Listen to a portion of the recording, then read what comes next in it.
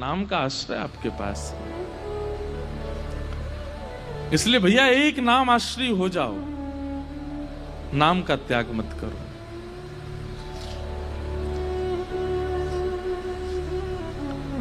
एक भगवान के परम भक्त थे केशवदास। क्या नाम था? केशवदास। तो श्री केशवदास जी का ऐसा चरित्र है कि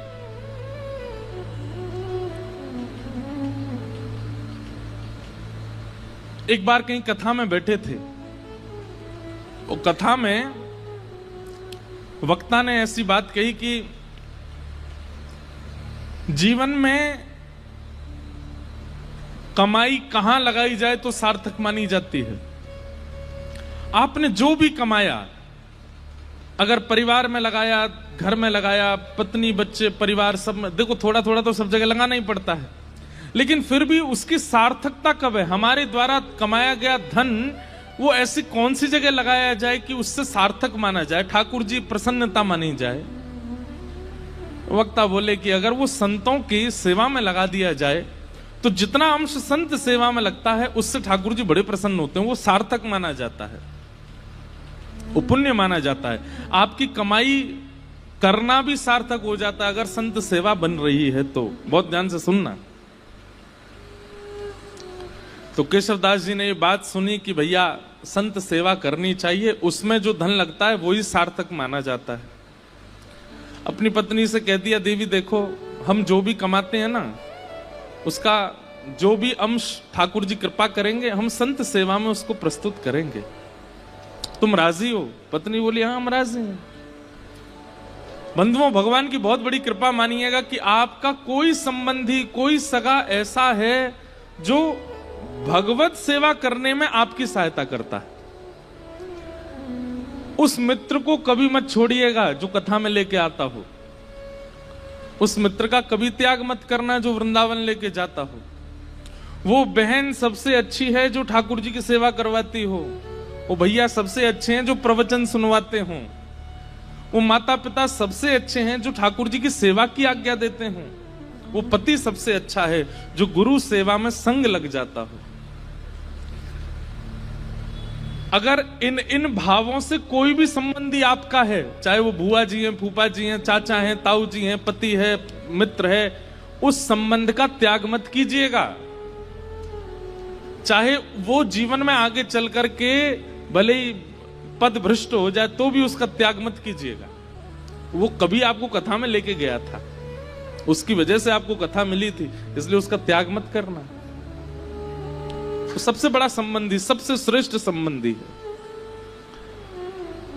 तो कई बार पति भक्त होते हैं पर पत्नी का स्वभाव नहीं होता, और पत्नी भक्त होती है, पति का स्वभाव नहीं होता। दोनों विपरीत होते हैं तो बहुत मुश्किल होती है फिर। लेकिन केशवदास जी की जो पत्नी थी वो बिल्कुल योग्य थी। उसने कहा आपकी जैसी इच्छा, आप कहेंगे संत सेवा होनी चाहिए तो होगी। इतना धन नहीं कमाते थे, बहुत अल्प सी धन कमाते थे कि बस दिन रात भोजन हो जाए बस, लेकिन संत सेवा का प्रण ले लिया। एक बात मानेंगे हमारी, कथा में या गुरुजनों के द्वारा जब कोई बात ऐसी आप सुनते हैं जिसको सोच करके सुन के आपके मन में आता है ये मुझे करना चाहिए, लेकिन मैं कैसे करूं, मेरे पास व्यवस्था नहीं है। आप जब व्यवस्था को आगे रख करके किसी आज्ञा से पीछे हट जाते हैं तो बहुत बड़ी गलती करते हैं। कोई आज्ञा ऐसी हुई, कोई बात ऐसी कथा में सुनी या गुरुजनों से सुनी, वो बात सुनकर के आपके मन में आया ये मुझे करना चाहिए, लेकिन मेरे यहां व्यवस्था नहीं है। व्यवस्था का विचार ही मत करो। जैसे ही आपको लगा कि ये मुझे करना चाहिए, आप करने लग जाओ। जिन महापुरुष से आपने सुना या जिस ग्रंथ की बात आप सुन के आए हो वो सामर्थ्य प्रदान करेंगे, व्यवस्था कर देंगे, आप बस लगना शुरू करो उसमें।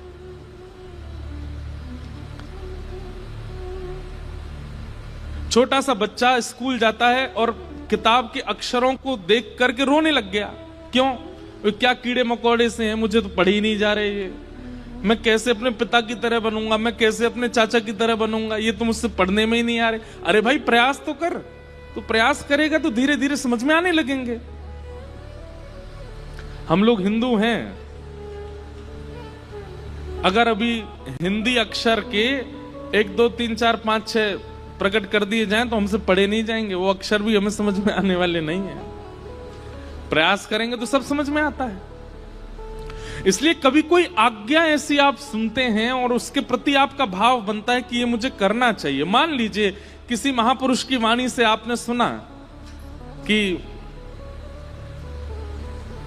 संत सेवा करनी चाहिए, सप्ताह में 1 दिन निश्चित कर लो कि चाहे ढूंढ के करके आए संत सेवा करेंगे। आपके मन में आया कि मेरा मन तो हो रहा है कि मैं करूं, पर कैसे करूं? क्यों? व्यवस्था नहीं है, चाहे धन की कमी है, चाहे परिवार में कोई साथ देने वाला नहीं है, आदि आदि जो भी व्यवस्था का चिंतन करके रुकिए मत। मुझे संत सेवा करनी चाहिए, ठीक है, अगले सोमवार से मैं सोमवार संत सेवा करूंगा। आप तनिक से प्रारंभ तो करिए। आप प्रारंभ करोगे, पूरा ठाकुर जी कराएंगे। केशवदास जी के चरित्र से सीखने को मिलेगा आपको। केशवदास जी की व्यवस्था इतनी उचित नहीं थी कि वो संत सेवा कर सकते हैं, लेकिन कथा में सुन लिया तो मन बना लिया कि अब सेवा मुझे करनी है, और पत्नी का साथ लेकर के जो भी धन कमाते थे उससे बढ़िया प्रसादी बनाते, संतों को निमंत्रण देते, घर पर संत आते, प्रसाद पाते। भगवान की दया से इतना ही प्रसाद बनता कि संत जन पा लेते, उनके लिए नहीं बच पाता था। तो दोनों क्या करते, जो संतों की शीत प्रसादी होती थी उसी को इकट्ठा करते, उसी को पा लेते। कभी कभी वो मिल भी नहीं पाती थी, अब संतों से थोड़ी कहेंगे कि छोड़ जाना थोड़ा, वो बेचारे प्रेम से पाते थे तो कई बार मिलता भी नहीं था, लेकिन संत सेवा बनने लगी। लेकिन ठाकुर जी बहुत दिन तक अनुकूलता रहने नहीं देते। लिख लीजिएगा इस बात को, अगर बहुत प्रसन्नता में जीवन निकल रहा है, फूलिएगा नहीं, आएगा दुख, निश्चित आएगा। बहुत धन के साथ में अभिमान हो गया है कि मैं कुछ भी खरीद सकता हूं, मैं कुछ भी कर सकता हूं, मैं कुछ भी बना सकता हूं, मैं कहीं भी जा सकता हूं। एक दिन आएगा कहीं जाने लायक नहीं रहोगे। और ये विपरीत स्थिति में भी सुनिए, अगर बहुत कष्ट में जीवन जा रहा है तो परेशान मत होइए, एक दिन सुख आएगा। आज इतनी धन की व्यवस्था नहीं है कि आप एक ही वस्त्रों को 5-5 दिन तक पहनते हैं, है ही नहीं वस्त्र, चिंता मत कीजिए, एक दिन ठाकुर जी अनुग्रह कुछ करेंगे। एक स्थिति कांस्टेंट किसी की नहीं रह सकती, परिवर्तन तो होता है, चाहे वो वैष्णव हो चाहे वो संसारी हो। तो केशवदास जी सेवा करते थे, अब धीरे धीरे क्या हुआ, उनका धन जो था खत्म होने लगा, अब सेवा के लिए धन नहीं बचा। उन्होंने कर्जा लेने का मन बनाया कि मैं कर्जा ले लेता हूं, संत सेवा नहीं छूटनी चाहिए। अब बेचारा कोई धनवान नहीं होता, सामान्य होता तो उसको कोई कर्जा भी नहीं देता। बाजार में निकल गए कर्जा लेने के लिए कि कोई हमें थोड़ी सी सेवा कर दो तो हम संत सेवा करेंगे। किसी ने भी उनको देने से मना कर दिया। लेकिन एक चतुर व्यापारी था, जब ये गए उसके पास, बोले आप जो कहेंगे हम ब्याज सहित आपको वापस कर देंगे, हमें थोड़ा सा धन दे दो, संत सेवा करनी है। तो व्यापारी ने कहा ठीक है हम दे देंगे तुमको धन, लेकिन बदले में हमको ब्याज सहित धन नहीं चाहिए, एक सेवा कर दो हमारी। ये तो नाचने लगे, बोले आप जो कहोगे सो करूंगा। क्या करना है पूछा नहीं, हम आप सब लोग होते तो पूछते, भाई हम जितना धन ले रहे हैं उसके समान ही मेहनत करेंगे। बोले आप धन दे दीजिए, मैं संत सेवा कर रहा हूं, उसके बाद आ जाऊंगा, आप जो कहोगे करने को तैयार हूं। धन दे दिया, संत सेवा हो गई। संत सेवा करने के बाद पत्नी से कह दिया देखो अब अगले 1 हफ्ते के लिए हमारे पास में खूब संपत्ति आ गई है, अब तुम चिंता मत करो, संतों की सेवा पर मैं किसी को कर्जा चुकाने जा रहा हूं। तो कर्जा कैसे चुकाओगे, आप धन तो है नहीं। बोले वो सेवा करनी है, उसी से चुक जाएगा। एक भला आदमी मिल गया, उसने कहा कि पैसा मत लौटाना, सेवा कर देना। केशवदास जी लौट करके गए उसके पास, बोले भैया बताइए क्या सेवा करनी है, आप कहें तो बर्तन मांज दूं, झाड़ू लगा दूं, पोंछा कर दूं, पुताई कर दूं, क्या करना है आप बताओ। बोले हमारी एक जमीन है, वहां पर कुआं खोदना है, कुआं खोदना है। कुआं खोदने का मतलब समझते हैं? कितनी गहराई में जाना पड़ेगा, जब तक जल ना आ जाए तब तक खोदते रहो, और जब वो जल निकलना प्रारंभ हो जाए उसके बाद भी कितने फीट अंदर तक खोदना पड़ेगा, फिर चिनाई करनी पड़ेगी, कुएं में पूरा उसको आकृति देनी पड़ेगी, फिर बहुत दिन तक जल खींचना पड़ेगा, सारा मतमैला जल निकल के जब बिल्कुल स्वच्छ जल आ जाएगा तब कुएं का निर्माण होगा। इतना तो धन भी नहीं लिया था उन्होंने जितना उनको सेवा दे दी, लेकिन प्रसन्न हो गए। जो आ गया, कहां जाना है बताइए। एक बार भी ये नहीं कहा कि आप ऐसी सेवा कैसे करा सकते हैं। पहुंच गए फावड़ा लेकर के और लगे,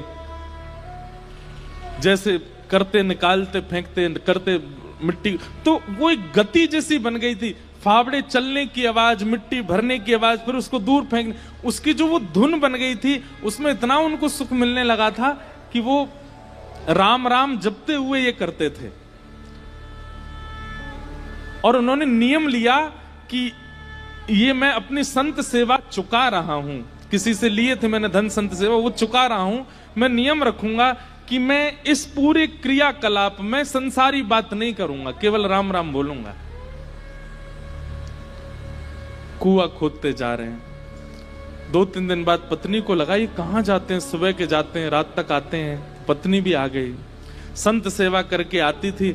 उसको कहते थे कि अब गहरा हो गया है, तुम मिट्टी में भर के दिया करूंगा, तुम फेंक दिया करना, और सुनो कोई संसारी अपवाद विवाद नहीं, केवल राम नाम बोलना। उनका तो अच्छा भजन हो गया। बोले कि इतने प्रसन्न रहने लगे केशवदास जी, बोले भजन भी हो रहा है और मेरे पैसे भी चुक रहे हैं।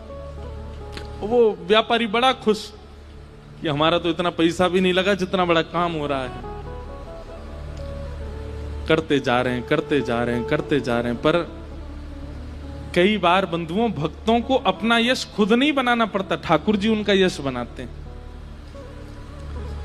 और कई बार यश दिलाने से पहले ठाकुर जी बहुत तगड़ी ठोकर देते हैं।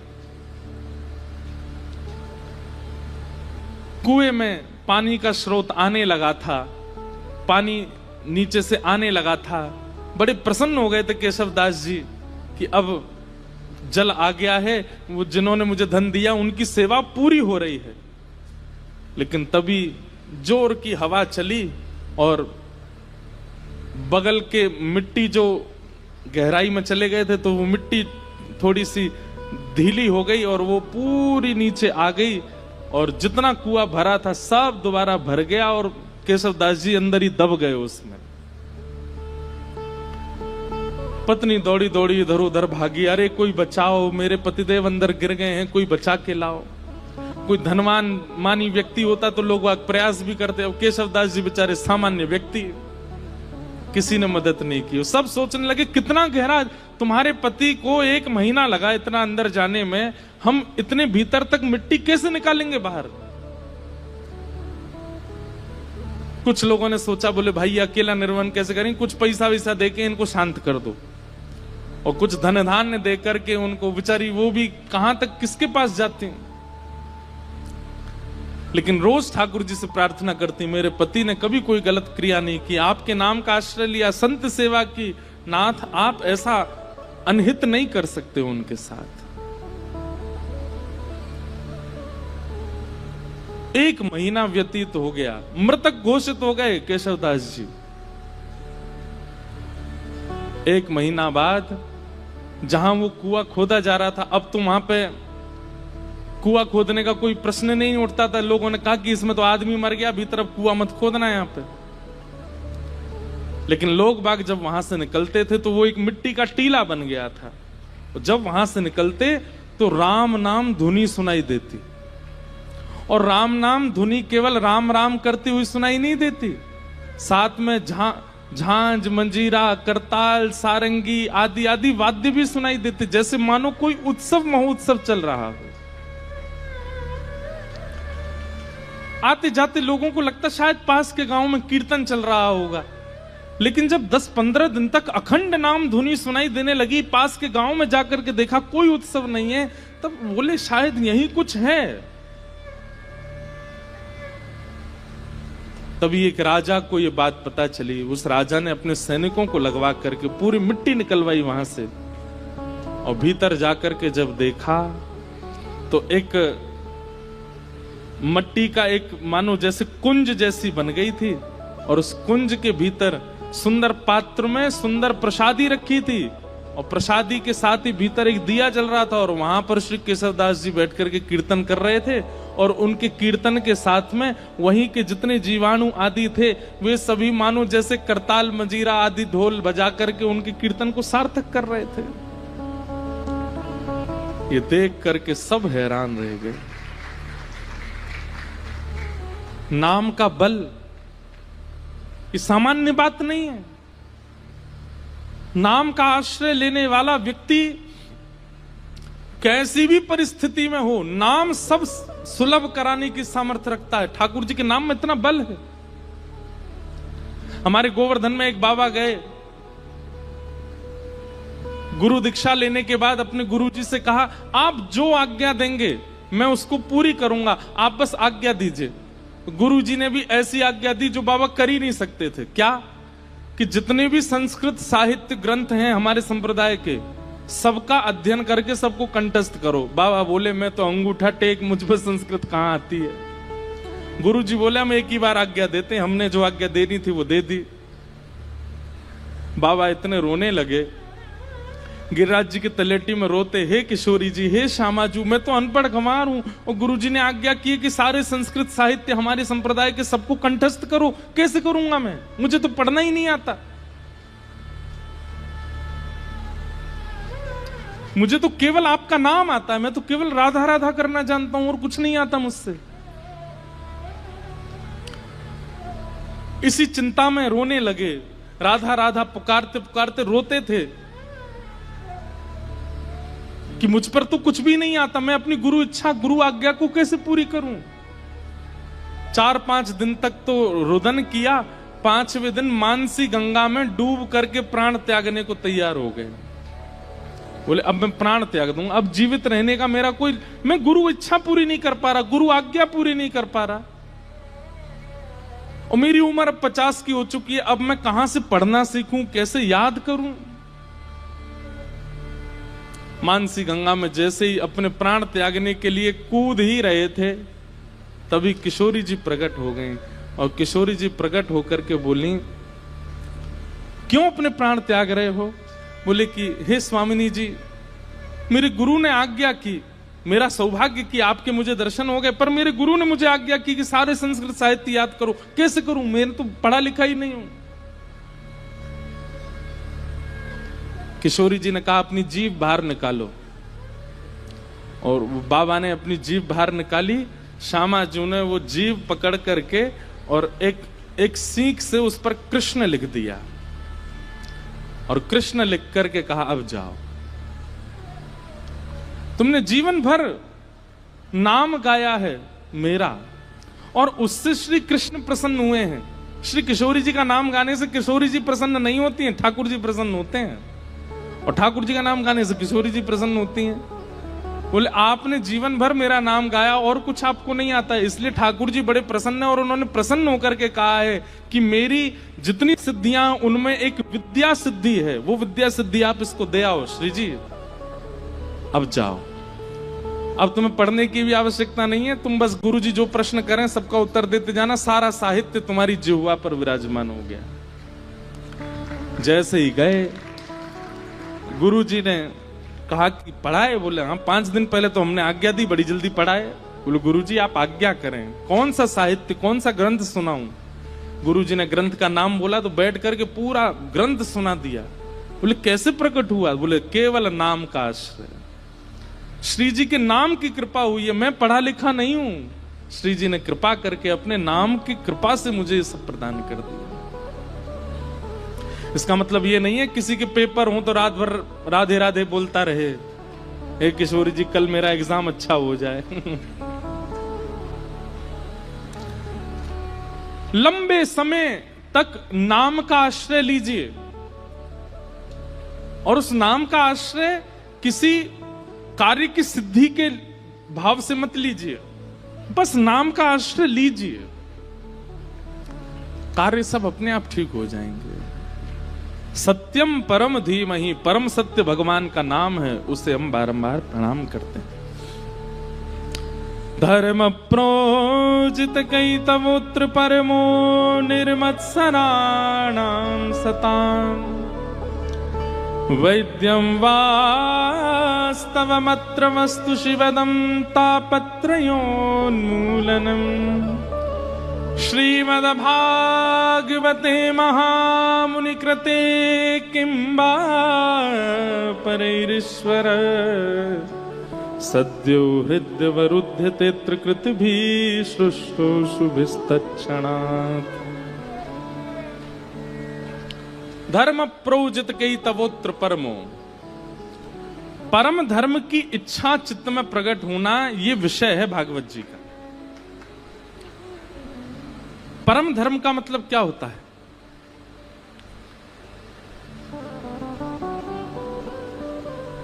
परम धर्म का मतलब क्या है कि अब मैंने बहुत कमा लिया, बहुत खा लिया, बहुत कर लिया, बहुत सब कुछ करके देख लिया, अब मुझे एक ठौर चाहिए बस। एक प्रकार का ये परम धर्म है। धर्म क्या है? कमाने में निपुणता प्राप्त करना, घर परिवार को संभालने में निपुणता प्राप्त करना, बच्चों का ब्याह करना, पत्नी को संभालना, परिवार को संजोना, व्यापार भी उचित कर, ये सब धर्म के अंतर्गत आता है। पर परम धर्म का मतलब क्या है? अब इस देह का तो मैंने कल्याण कर लिया, अब आत्मा का कल्याण करना है, वो परम धर्म है। एक दिन ऐसी चेतना मन में प्रकट हो जाए कि बस अब इस आत्मा की सदगति मुझे देखनी है, कैसे होगी? अब मुझे एक आश्रय चाहिए। आपने सुना होगा प्राचीन काल की जितनी भी राजाओं की कथा सुनाते हैं व्यास मंच, सब में क्या कहते हैं? एक उम्र आने पर राजा वन को चले गए, राजा वन में जाकर के भजन करने लगे। पर आजकल कोई वन में नहीं जाता, वन ही नहीं बचे। आजकल कोई वन में नहीं जाता। लेकिन एक बात कहें, इस कलिकाल में वन श्री वृंदावन है। आपका मन जिस दिन वृंदावन की ओर बढ़ जाए, मन जिस दिन वृंदावन के अलावा और किसी को प्रायोरिटी ना देता हो, उस दिन समझ जाना कि बस यही हमारा वनवास है, यही हमारा वन गमन है। मन में और कोई इच्छा ना आवे वृंदावन के अलावा।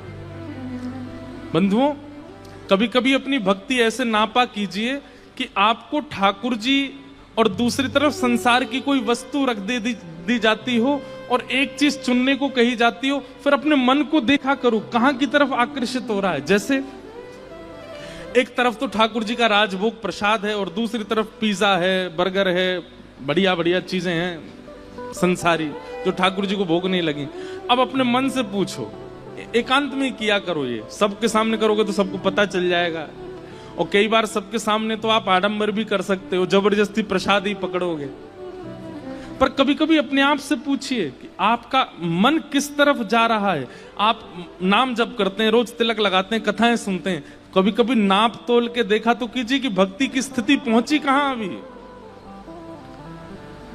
बहु व्यंजन एक तरफ रख दीजिए और ठाकुर जी का प्रसाद एक तरफ रखिए, और बिल्कुल बिना चीटिंग के देखो कहां की तरफ, किसकी सुगंधि की तरफ, किसके स्वरूप की तरफ जीव में पानी आ रहा है, मन जा रहा है। अगर वो संसारी वस्तु के प्रति हो रहा है तो फिर उसके बाद भजन में एक माला बढ़ा दो, थोड़ा सत्संग और बढ़ा दो। और यदि वो ठाकुर जी के प्रसाद की ओर भाग रहा है, बहुव्यंजन सामने रखें लेकिन मन में इच्छा ही प्रकट नहीं हुई, ठाकुर जी का प्रसाद प्रधान है, तो अब ये समझ जाओ कि हमारे गुरु की कृपा, हमारे भजन का प्रभाव, हमारी सत्संग, हमारे पुण्यों का प्रभाव, ठाकुर जी हमें प्रिय लग रहे हैं। अब प्रसन्न हो जाओ, स्थानों को रखो। एक तरफ अपॉर्चुनिटी है आपके पास कहीं विदेश जाने की, और एक तरफ अपॉर्चुनिटी है फ्री समय हम वृंदावन भी जा सकते हैं। कहां जाना चाहिए?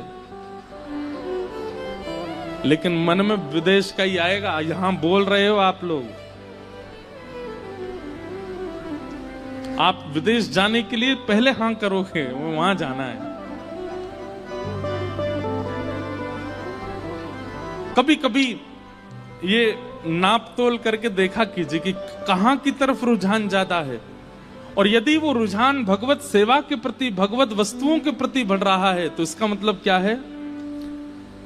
आप परम धर्म के मार्ग पर अब निकल चुके हो, अब उसके प्रयास और ज्यादा कीजिए। अब ठाकुर जी ने चुन लिया है, अब इस मार्ग को और निपुणता से इस मार्ग पर आगे बढ़िए।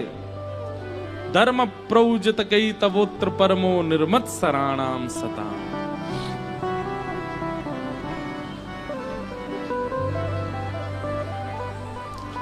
निर्मत सराणाम सता, मात्सर्य दोष खत्म हो जाए चित्त से।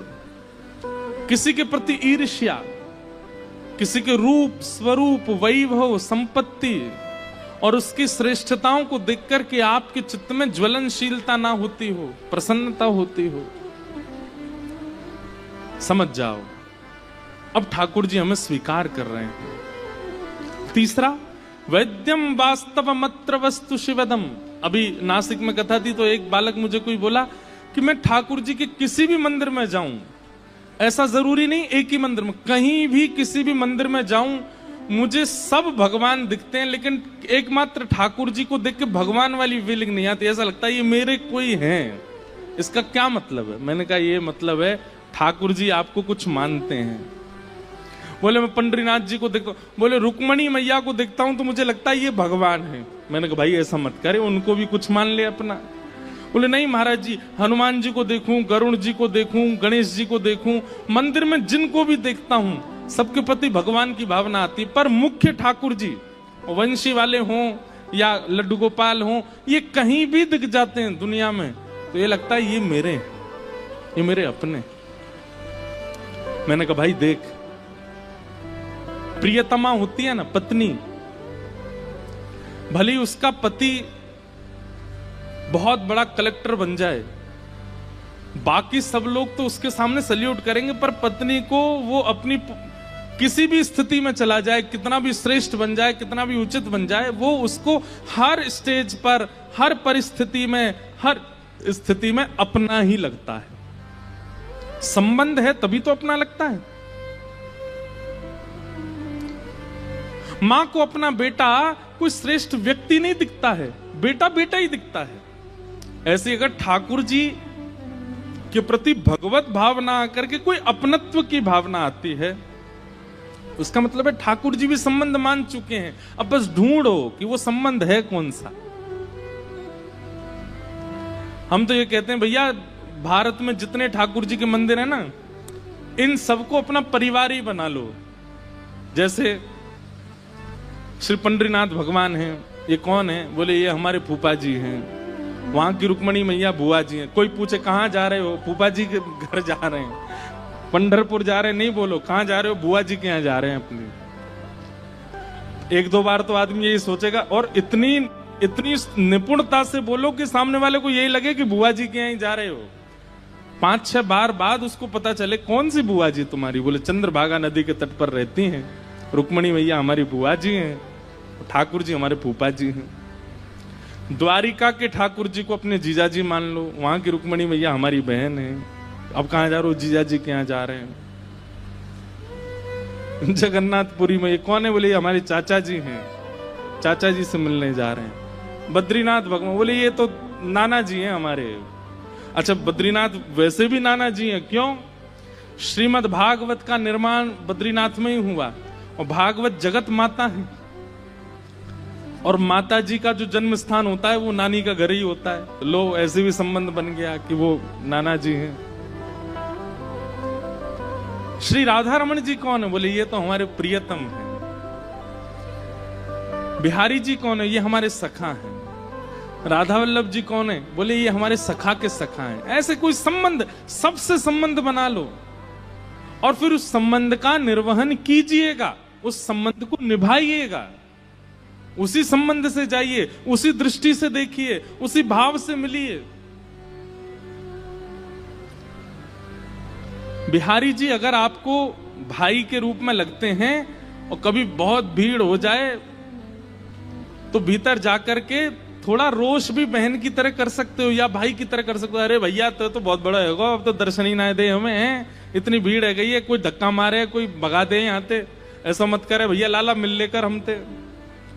ठाकुर जी अनुग्रह करेंगे, ठाकुर जी कृपा करेंगे। आप संबंध मानिए, ये बात कोई मनगणंत नहीं है, ये भगवत वाणी है। वैद्यम